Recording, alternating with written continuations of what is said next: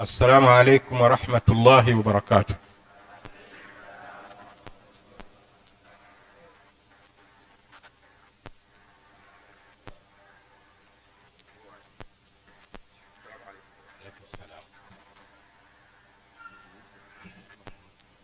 إن الحمد لله والصلاة والسلام على رسول الله وعلى آله وصحبه وسلم.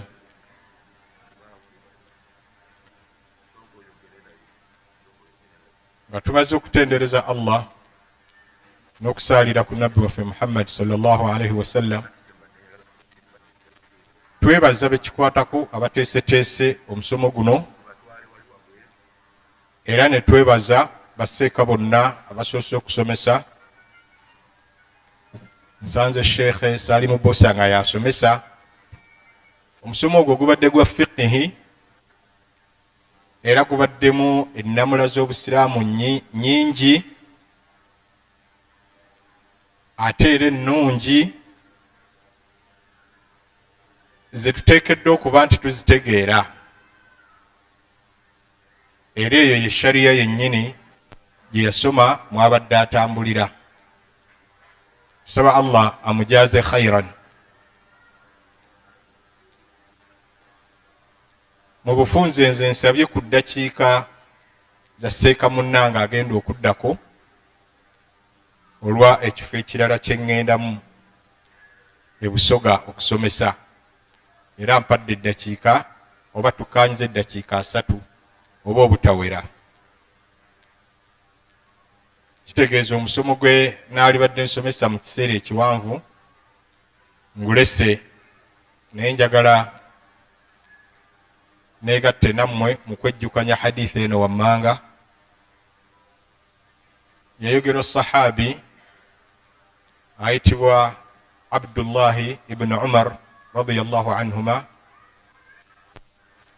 oba budala mutabani wa Bumaali, bonna Allah abasiime. Eri mu bitabo bingi, mu kitabu kya Imaamu at-Tirmidhi mweri, ekya Imaamu Ahmad al-Musnad mweri, ne mu Sahihu al-Bukhari mu bufunze mweri, ne mu Sahihu Muslim. Tugenda gifunamu eby'okuyiga. Etandika bweti: an Abdillahi ibn Umar radiyallahu anhu قال قال رسول الله صلى الله عليه وسلم إن من الشجر شجرة لا يسقط ورقها حدثوني ما هي. حدثوني ما هي. قال عبد الله بن عمر: ووقع الناس في شجر البوادي فوقع في نفسي أنها النخلة.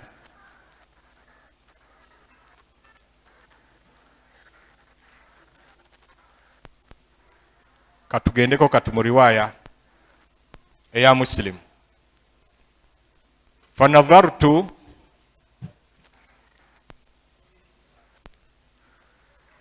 إلى أبي بكر وعمر لا يتكلمان فاستحييت.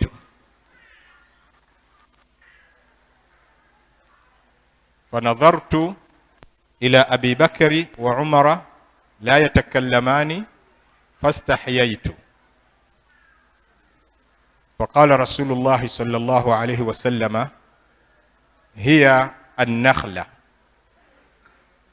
هي النخلة. katugenzekaawo mu riwaya eya Imam Ahmad bin Hanbal, katugendeko ku ya Tirmidhi. Agamba Abdullah ibn Umar: فقلت لعمر رضي الله عنه: إنه وقع في نفسي أنها النخلة فاستحييت. وقال عمر بن الخطاب رضي الله عنه ليتك قلتها، ليتها قلتها.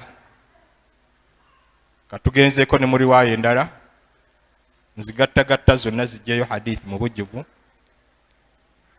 فقال عمر رضي الله عنه لو قلتها ما كان أحب إلي من ذلك. حديث eyo nga bwe mugiwulidde tuleese riwaayaati ez'enjawulo kuba bwe tugireetera mu njogera emu nfunda nnyo naye ngenda bbawo amakulu agagirimu. Sahaba Abdullah ibn Umar wagamba Nabbi sallallahu alayhi wasallama yatugamba nti mu miti mulimu omuti naye ng'omuti ogwo tegukunkumula bikoola byagwo. Amakulu kye kimu mu biseera bya musana oba biseera bya nkuba. Kye kimu muto, kye kimu mukulu, tegukunkumula biki bikoola byagwo. N'abagamba nti naye mumbuulire muti ki ogwo, mumbuulire muti ki ogwo.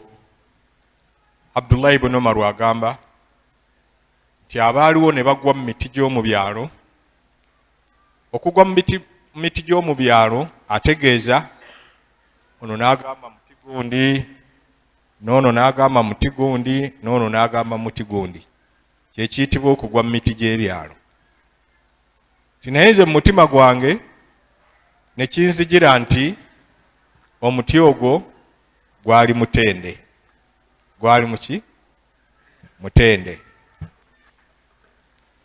Naye ensonyi ne zinkwata okukyogerera mu bantu bwe nalabanga taata Umaru ne Abubakari nga basirise. Nakwatibwa ensonyi okukola ki? Okuleeta ansa nga waliwo basajja bakulu abo omwali ne kitange. Naye bwe twadda awaka mbadde nina bwembuuse. Nabbi sallallahu alaihi wasallama ng'amaze okulaba nti basahaba omuti gubalemye ne bamugamba nti ya Rasulallah hadithuuna ma hiya, tubuulire muti ki. Tusale yagubabuulira nti yentende, gwe muti gw'entende. Kati Abdullah ibn Umar bw'atuuka awaka bigamba kitaawe nti nno kyanzijidde mu mutima nti omuti ogwo mutende. N'ensonyi ne zinkwata bwe nalabye osirise ne Abubakari ng'akoze eki? Ng'asirise. Ko Umar, mwana wange, singa wakyogedde, singa omuti ogwo wagwogeredde mu nkuyanja y'abantu abo, mpuliranga tewali kyoyinza kumpa oba kyenyinza kufuna kiyinza kunfunyisa masanyu nga bwe waali badde nga oyogedde omuti ogwo mu bantu abo. Hadisi eyo mugiwulidde bulungi? Otyo gye njagala tufunemu ekyokuyiga biidhinillahi taala. Inna min ashajari shajaratan, mu miti guli nno gumu, mu miti egiri ku nsi mulimu omuti mathalul muslimi, gulinga musiraamu. Riwaaya endala egamba mathalul mu'mini, gulinga mukkiriza. La yasqutu warakuha, ebikoola byagwo tebikunkumuka. Kati hadithi eyo gye njagadde tufunemu ebyokuyiga. Ekyokuyiga kye njagala tusookere okuyiga mu hadithi eyo nga sitandikidde kukikuula gyetandikira, wabula wonna we nnaaba nkikudde, kikkirizibwa fe abawaalimu okusomesa nga bw'okola ki? Bw'obuuza ebibuuzo. Ng'oyita mu kubuuza bibuuzo, era nange nja kubuuzaayo 3. eri abayizi insha Allah kinakyetagisiza n'abatali bonaba teweeyise muyizi biidhinillahi taala. Kitukkirizibwa okusomesa nga tubuuza. Era nga mumanyi hadithi ya Umar radiyallahu anhu ne Jibrilu yabuuzanga Nabbi sallallahu alaihi wasallam nga akola ki? Ayanukula. Naye Jibrilu yali agenda, Nabbi abuuza basahaba naye oyo abadde wano mumutegeera. Hadisi eyo mugimanyi bulungi, Marbaina Nawawiya. Nibamugamba tetumutegedde, n'abagamba oyo abadde Jibrilu abadde azze obbasomesa ensonga ezikwata ku ki? Ku ddiini yammwe. Ate nga abadde abuuza bubuuza, ate yazze otusomesa. Kitegeeza waliwo omusomo nagwo nga gwa bibuuzo. Naye kira kyetuyigamu mwe ya Jibrilu, buli yenna abuuza ekibuuzo ne kyanukulwa aba yeetabye mu kusomesa okwo. Kuba Jibrilu yabuuzanga bubuuza Nabbi ng'ayanukula sallallahu alaihi wasallam, naye Nabbi yakimuteekako nti abadde azze basomesa. Budde bulungi otyo.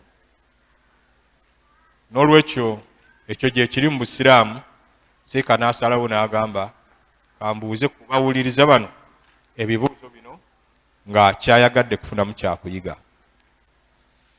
Ekyokubiri, okuteekateeka abayizi oba abakuwuliriza ng'ogenda kusomesa, nakyo kikulu nnyo.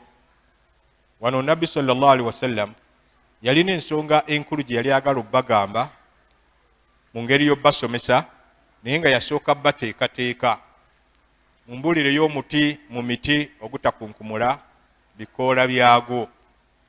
Kwali kubateekateeka, era ndowooza oli bw'abanga abuuziza kibuuzo ekyo nga tannabawa ansa, naawe muli oweetegeka mu mutima eyali badde ayogera ne munne kati ng'abamu bwe mukyakola n'abivaako ng'ayagala nnyo okumanya, naye muti ki ogwo ogwogeddwako ate nze gwe simanyi.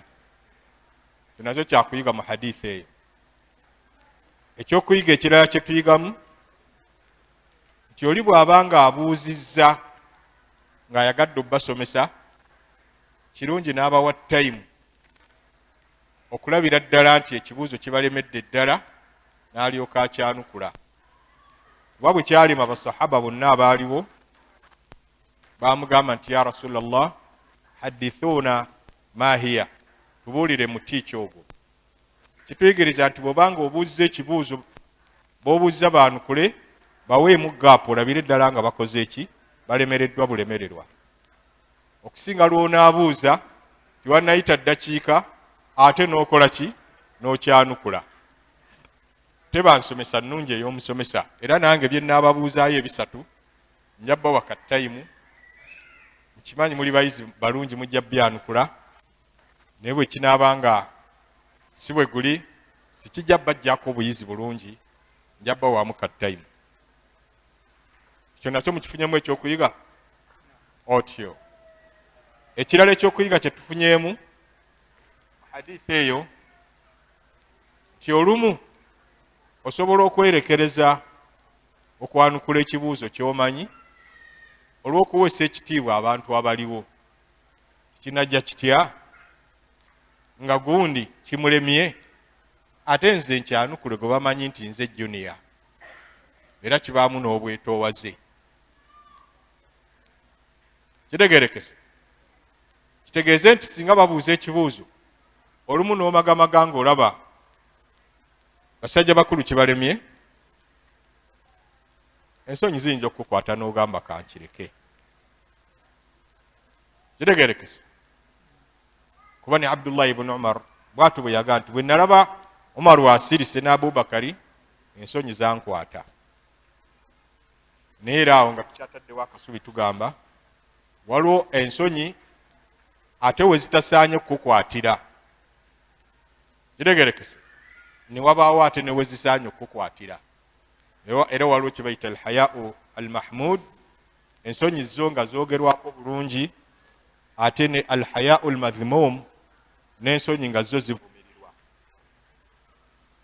Bwe tolabanga nabbi yasabira bakyala baabo abaamutaasa nga atuuse e Madiina sallallahu alaihi wasallam, naye ng'ensonga gye yawa yagamba ti ensonyi zaabwe ez'ekikyala tezaabalemesanga kubuuza nsonga zikwata ku ddiini yaabwe. Kati kitegeeza awo ensonyi bwe zikwata n'otayagala kuyiga, ensonyi ezo zivumirirwa.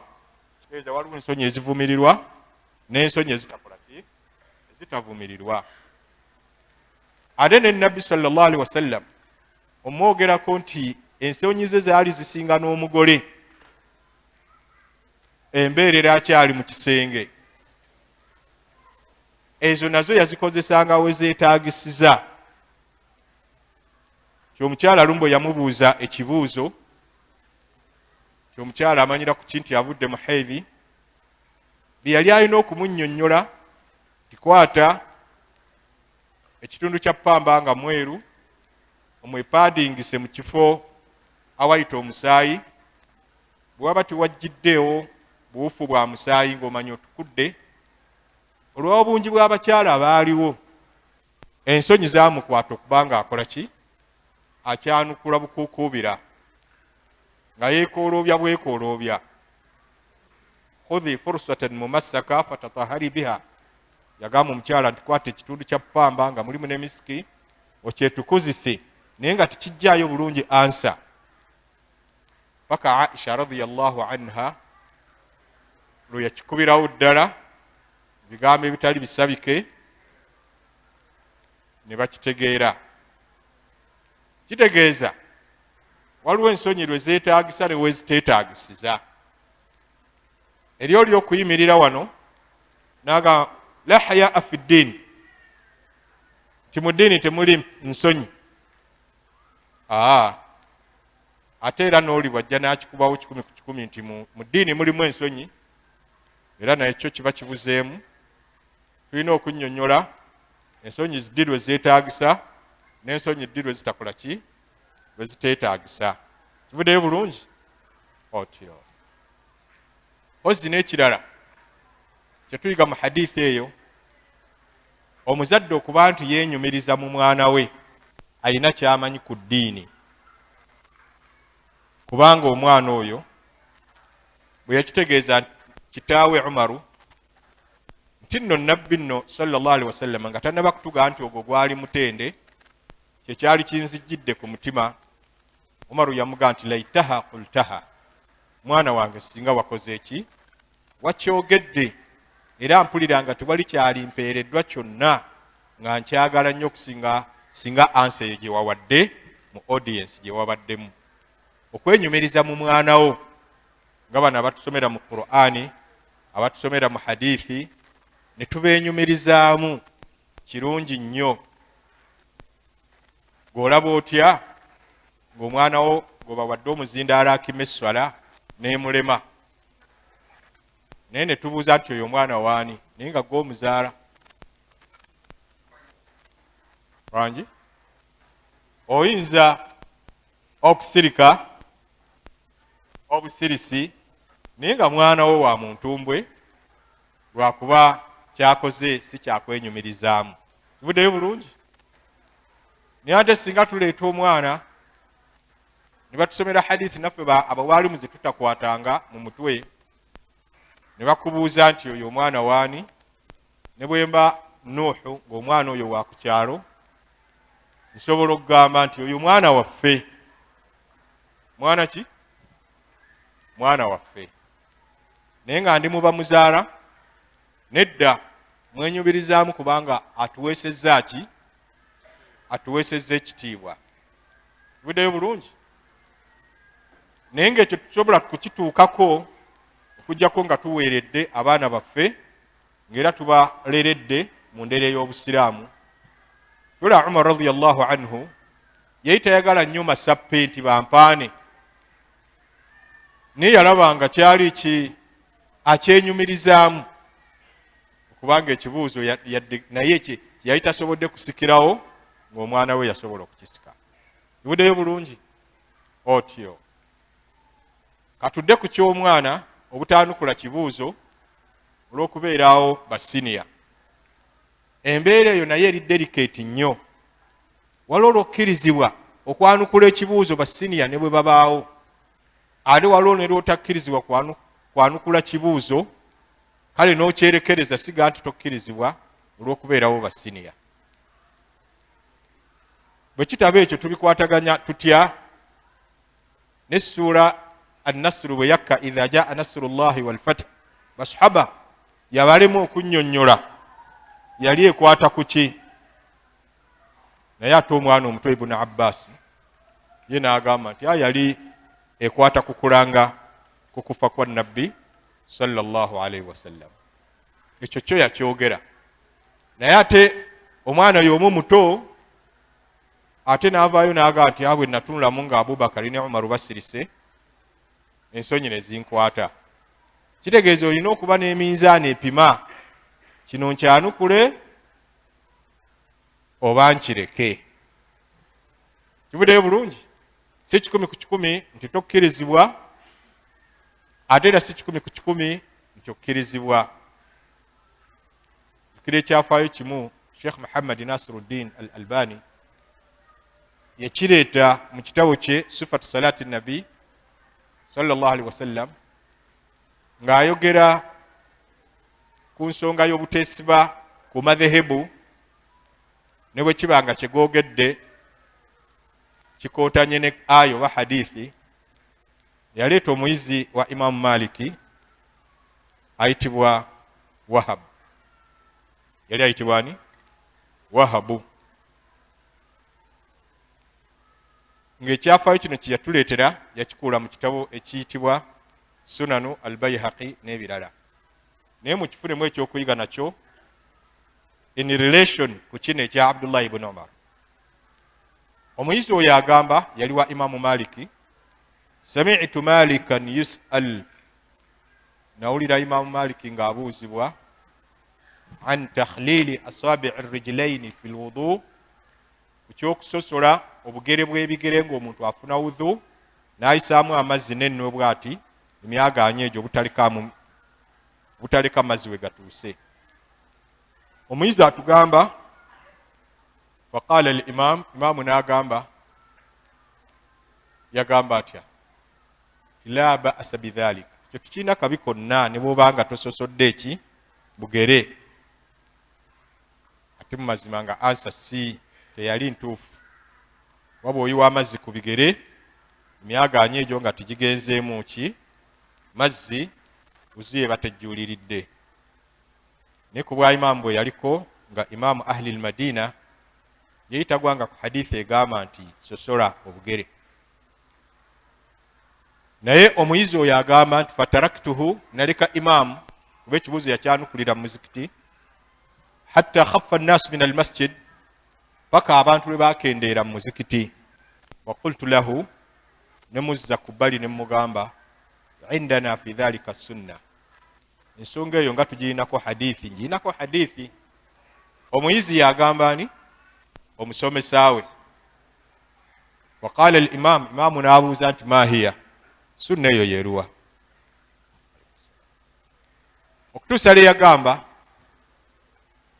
n'asika hadithi okuva ku sahaba oyo nga yagijja ku nabbi nga yagamba, ra'aytu rasulallahi sallallahu alaihi wasallam, nalaba omubaka wa Allah sallallahu alaihi wasallam, yukhallilu baina asabi' ar-rijlain, ng'asosola wakati w'obugere bw'ebigere, fil wudu, ng'afuna wudhu. Waqala al-imam Malik, Imam Malik n'agamba omuyizi we, hadhihi sunnatun hasana, eno sunna nkola ya nabbi nnungi.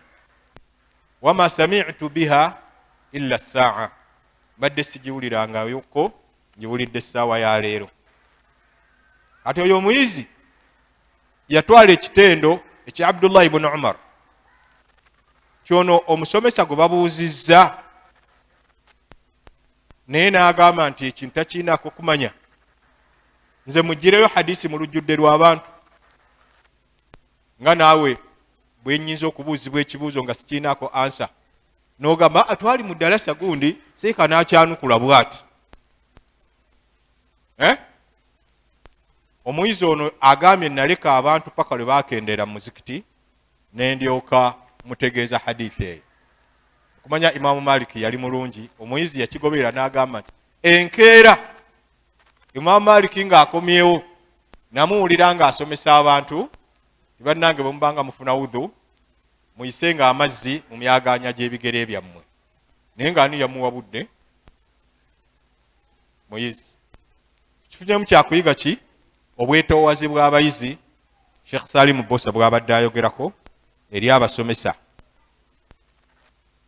Mugaziye nnyo ekitimba ekyo eky'empisa z'abayizi eri abasomesa n'ensonga ezo muziteekemu. Iwudeyo bulungi? Barakallahu fikum. Mpuuzikanga ngamba ye Nabbi sallallahu alaihi wasallam ugamba nti mu miti mulimu omuti ogutakunkumula bikoola byagwo nga gulinga mukkiriza oba musiraamu. Twagala okwebuuza ma huwa wajhu ashabahi, kaki akagatta ebifaanagana ebibiri wakati w'omusiraamu n'omuti ogutasuula ki bikoola byagwo? Kuba Nabbi sallallahu alaihi wasallam yagufaanaganya n'omukkiriza oba n'omusiraamu. Abamanyi baleeta bingi naye nga njagala obbagamba nti nebye bataale bye sisomangako gyebiri naye byenzijukira bye baagamba nti omuti omutende emigaso gyagwo giri mu bino wammanga. Ngenda bbawaayo bisatu. Ekisooka, tugulyako entende. Omuti ogwo tugulyako entende ne bwe guba guzeeyuse. Ekyokubiri, tugukolamu ebizimbisibwa. Yana ekiruuti kya Nabbi sallallahu alaihi wasallam kyali kyazimbwa muki? Omuti gwa ntende. N'ekirala, tusobola okugukozesa nga enku ne tugufumbisa. Iwuddeyo bulungi? Ate omukkiriza tumuganyulwamu omumanyi okufaanaganya nebiri. Yaleeta ebintu bisatu. N'agamba omukkiriza tumuganyulwamu muyirimu ye, ne tumuganyulwamu mu bikolwa by'akola, ne tumuganyulwamu ne mu mpisa ze. Ayina eriiso jjo gy'ayinza okugamba nti njawulo ki wakati w'empisa n'ebikolwa by'akola, naye y'omumanyi bw'atyo we yagamba. Iwuddeyo bulungi? Abalala baayongerako kino ti omuti omutende ne bwe gukaddiwa gusigala gukyali. Naku zino mpulira ekigambo kye bakozesa simanyi gumite. Nze nensuubira nti kitegeeza oba ekintu ekigumu newankubadde simanyi kiri mu lulimi ki. Siba guli? Omutende kyekimu gukyali mubisi, kyekimu gukaddiye, gusigala mugumu. Amakulu mu mbeera y'emirembe gyagwo nga gukyali mubisi guba n'amaanyi, ne mu mbeera y'obunafu bwagwo nga gukaddiye, gukaze era gusigala gukyali gw'amaanyi. Ati Nabbi kyeyava agufaanaganya n'omukkiriza. N'omukkiriza naye mu mbeera y'obunafu, mwavu, mulwadde, talina kano talina kali, asigala mugumu ng'era bwe yalibadde, ng'alina akasente, ng'alina obulamu, ng'alina ali mu mbeera eyeeyagaza. Era mwalimu ekitukubiriza kyembeera ey'obunafu tebanafuyanga ne muva ku ki? Ne muva ku ddiini. Nga mmaliriza, nange nagambye ngenda babuuzaayo ebibuuzo bimeka? Bisatu biidhinillah, nga Nabbi kye yabuuza basahaba abo. Tubuuza abayizi baffe. Ekisooka ekibuuzo kigenda kuba kyangu, kigamba bwe tuba tufuna udhu kya sunna kutandikira ku kiyungo ekya ddyo ne tudda ku kyaki? Ku kya kkono. Kiyungo ki mu bye tufunisa udhu nga kyo ne bw'otandikira ku kya kkono si sunna, nga tikiriko kugamba nti ne bw'otandikira ku kya ddyo? Ani ayinza otubuulira ekiyungo ekyo? Kono waggulu. Nange era mbawadde akaseera, ndowooza kaweddeyo. Kibuuzo kigambye kya sunna nga tufuna udhu okutandikira ku kiyungo ekya ddyo n'otandikira ku mukono ogwa ddyo n'otandikira ku kugulu okwa ddyo. Naye ekiyungo kikyo mu kufuna udhu nga tikiriiko nti kiri sunna okutandikira ku ddyo? Otyo ndowooza ekibuuzo kibadde tukitegeerekese mu kusooka. na wangi omutwe nti guli gumu tolina buyinza kugamba nti gwo teguliiko nti kya sunna okutandikira ku ddyo oba ku kkono na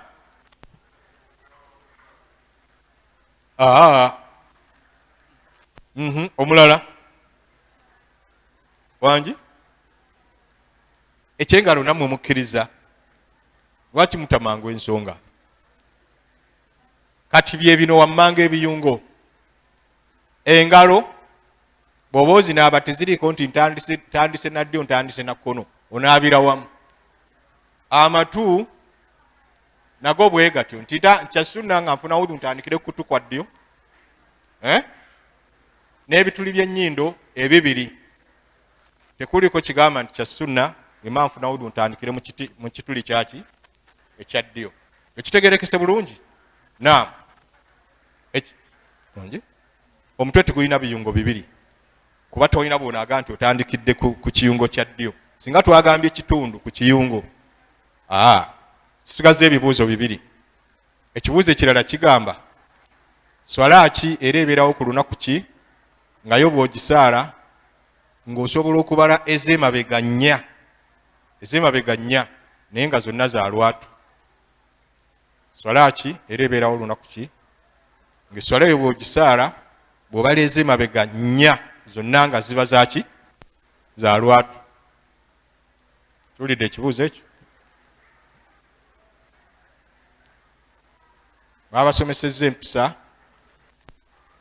era tewabaawo agamba nti fe bayizi bokka oba n'abawaalimu mwebali buddeyo bulungi na wangi ejjuma swala ki zetwagala otubuulire ogambye ejjuma subuhi nedda ngenda kuwaayo babiri salatu duha nedda salatu dhuhuri ku lwomukaaga amakulu emabega waazo waliyo nnyanga za lwatu zibale ku lwomukaaga ate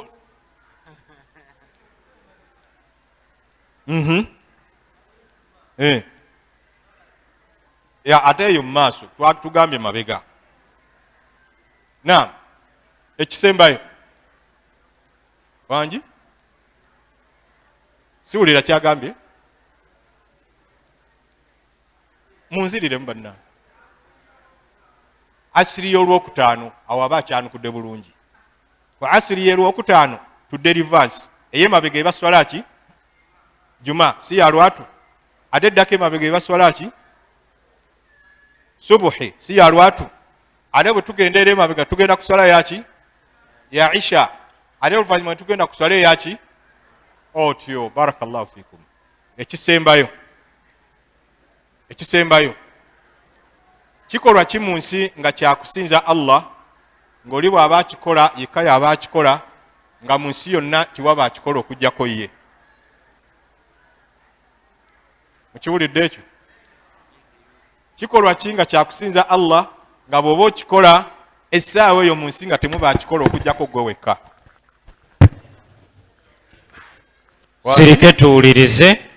sirike tuwulirize ndabayo omu yekka ndabayo n'owookubiri okay ndabyeyo abantu babiri wakijjawa musiraamu kyogenda otuwa sooka oleke wakijjawa owulidde ekibuuzo wakijjawa kyogenda otuwa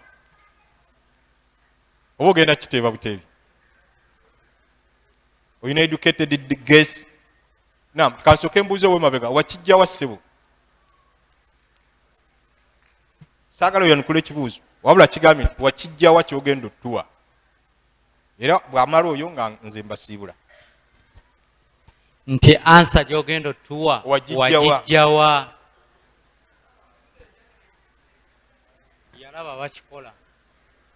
yalaba bakikola otyo kati kitubuulire kikolwa ki ng'oli bw'aba akikola nga mu nsi yonna kyakusinza Allah nga tiwaba akikola okuggyako ye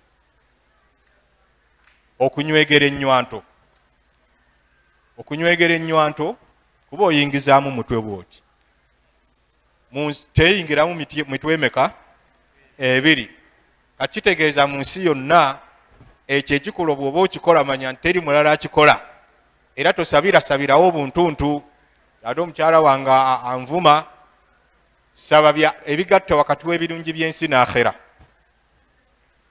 tukomyawo insha allah naye nga obwo babiyita alghazu alfiqhiya obukunizo nga bwayirimu ya fiqhi eno abawalimu nabo baba nabwo nga nammwe mu nnimi zammwe bwe mubeera nabwo kana akakunizo mbuliraayo ekintu nga ekimanyi okuwandiika naye nga tukimanyi kusoma ekyo ndowooza kyo mukimanyi oba nakyo temukimanyi wangi mbwe kalaamu mbwemanyi okuwandiika naye temanyi kusoma naye olaba nga ako kabulamu kubanga ekalaamu ng'ogiwandiisa kyate mbulirayo n'amazzi nga ne bwogeregamyewo ogatunudde wansi bwe gati naye nga tegasobola kutonnya ago mugamanyi bagamba bire oba mazzi nze naawe naye nga njagadde bagamba tingaebyo bwe mubirina mu njogera zammwe ez'ennimi n'abamanyi baffe bawandika irimu enyumira abawaalimu ne bazita alghazu alfiqhiya kuva dda mirembe egyedda waliwo ne yawandika alghazu ezisukka 1500 kitegerekese naye nga mubaamu ebyokuyiga barakallahu fikum kakati nze omusomo gukomyawo insha allah subhanakallah masha allah na bagambye waliwo ebibuuzo ebikwatagana n'omusomo ndowooza gwe tusomyeko masha allah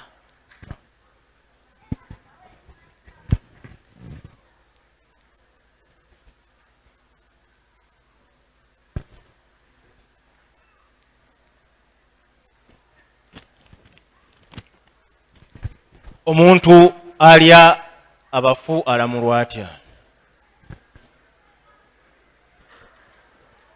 aya namba mu qur'ani singa oyambala galubindi ezimbulukusa ey'abamanyi osobola ogijjamu ekigamba nti omufu taliibwa kubanga allah bwe yali avumirira okugeya obubi bwako yakufaanaganya nakulya muki wala yaktab ba'dukum ba'da abamu mummwe tebagezaaga ne bageya bannammwe allah n'abugamba ayuhibbu ahadukum mu kugeya bannammwe omu mummwe yali agadde ayakula lahma akhihi maita okulya ennyama ya muganda we nga mufu awo yali avumirira kulya bafu oba kuwaana kulya bafu yali avumirira n'abijjisa ogeya n'akufaanaganya nakukola ki goyinza okugamba omuntu nti oli mubi nnyo olinga omubisi gw'enjoki awo tiwaba wajihu shabahi tiwaba ka common factor eyo ye aya tugaana okulya abantu abafu omufu bwafa tumukolako bina tumunaaza kumuzinga kumusaalira kumuziika ebyera akayiti birimu kibuuzo ekirala kiramula ekyokuliira mu jjuma n'okufuluma nga imaamu takuwadde lukusa okola ki kiramulwa kitya okuliira mu jjuma n'okufuluma nga imaamu takuwadde lukusa okuliira mu jjuma tekikkirizibwa lwaki kubanga kikolwa kiri bweru wa kuwuliriza khutuba olaba n'ekitono ekisinga awo okulonda akayinja okugamba muno tokkirizibwa ate olwo butya okulya naye oli bw'abanga alidde obanga anywedde tetugamba nti ejjuma ye tejja kuba ntuufu n'ekirala waliwo n'embeera entono khatibu wakkirizibwa okunywa ku lwendo lw'amazzi ng'abadde asoma khutuba obulago ne bwesibira ddala ne bukola ki ne bwesibira ddala ng'ekigenda obutaggulula kuteekayo olwendo lwaki lw'amazzi tagaanibwa kujjako ng'abadde muswala munda awo agiviiramu ddala kubanga mo tituliiramu era tutunyweramu wallahu a'lam. sheikh crypto ne foreign exchange ne apps ezisasula ziramulwa zitya? Crypto ne foreign exchange ebyo byetaaga kugaziya mu bugazi butya bwe bikola era naffe ne tukugirayo ddala obwa haramu buvuddewa naye nga kyenjagala okubagamba nti abamanyi abatusingako baabiramulako nti biri haramu kubanga bizinesi ezikolwamu zirimu garar obutategereka bulungi n'ekirala okubaamu nti omuntu omu tafiirwa afuna bufunyi bizinesi eyo ebaamu okufuna kwokka kimanye nti oli aba akozesezza ssente zo mu lukujjukujju mu kuzeewola, era ye n'akulaga nti ago gakuwadde magoba naye nga eba riba. Nolwekyo ŋŋamba nti ekisinga obulungi ensonga eyo mugira mugyewala kubanga ejja basuula mu haramu.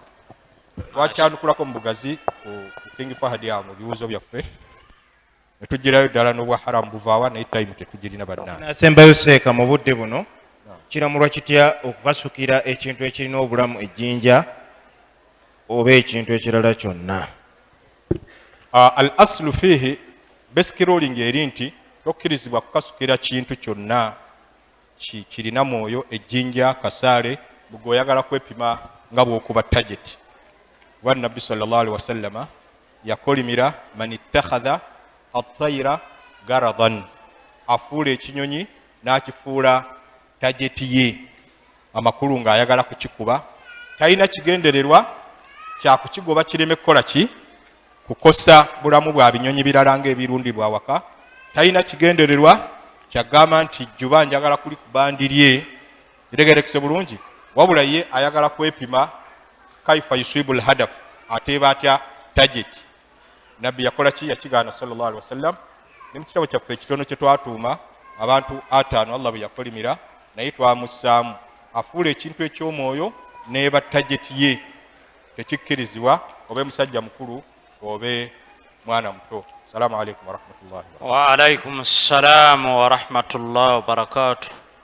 Abadde mukadde waffe Sheikh Uthuman Abu Najeebah, tukweyanziza mukadde waffe.